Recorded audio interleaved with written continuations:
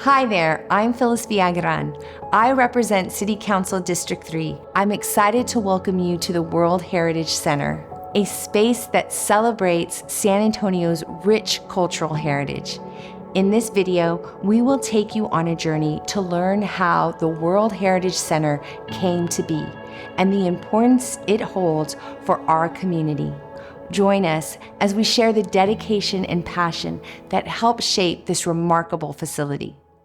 The World Heritage Center serves as an orientation space. It is a space that tells you a little bit about the San Antonio missions and World Heritage, and most importantly, it shares the stories and the legacies of the people who've lived at the San Antonio missions and continue to live around the missions today.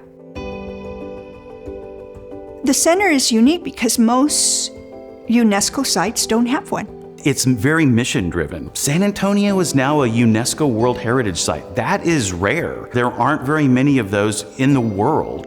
It really came to be back when we first got the World Heritage Designation in 2015. We always knew it was special, but to hear it from ambassadors across the world, I knew at the time that we in San Antonio had to take the lead role in preserving this. We held a series of symposia. The first one was really about what is World Heritage. And then the second one was about what do we need to do to improve the area for our visitors.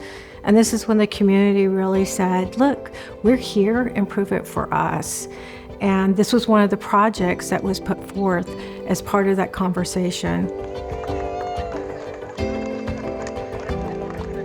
The World Heritage Center reflects the community because it was designed by the community. Many of the descendants were part of that community input. The neighborhood wanted to have it near Mission San Jose because it's the queen of the missions. We really wanted to do buildings that were modern in their sensibility, but brought in a lot of the kind of old world craft that is unique to San Antonio, and particularly unique to South San Antonio and South Texas. We also had the good fortune to get to work with a local artist, and she really helped us design all of the screening around the building. The purpose of the veranda was to provide shade to the building and to visitors who walk around it. We do have a lot of windows there, and so this allows that kind of beautiful, dappled, natural light to kind of come into the building, and you kind of see through it, just like leaves on a tree will do. I wanted to honor the indigenous community by giving a nod to their creation story.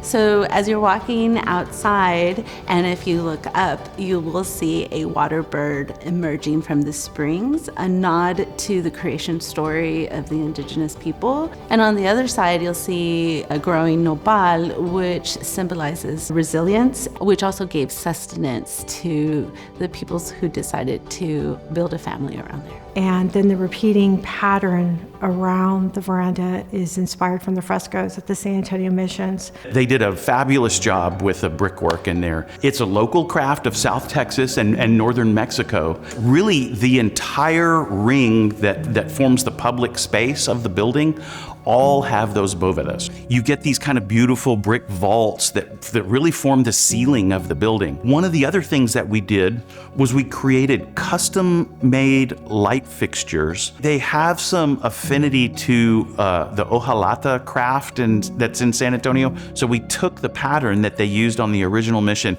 and kind of converted that into a pattern for the shrouds on these light fixtures. And you've got the mission tile that's local to this area as well, in that kind of aqua color. There are those touches that we did like that shape the space and really, I think, make it a unique experience. I think visitors, they're always looking for that authentic experience, and this provides the authenticity of what has happened and how these missions were successful in establishing San Antonio. Knowing that people from across the world are going to come and see and really truly learn about the people of San Antonio and the people of South Texas is just a sense of great pride and relief, and it's about time. It's only part of what is happening. There's more to come. I really want it to continue to be a vibrant active space. You may visit on the grand opening day, yet if you come 3 or 4 months later, there's some new little nugget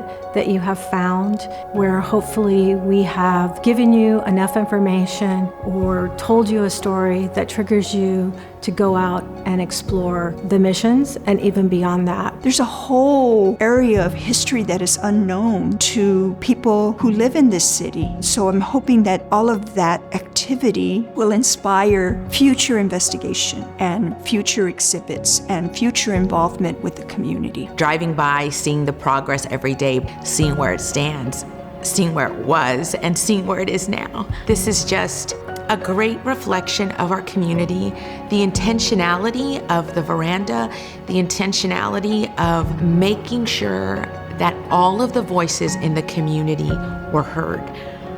The World Heritage Office was so intentional and deliberate in having community input, and that is something our community will pass on for generation to generation because they see themselves in this center.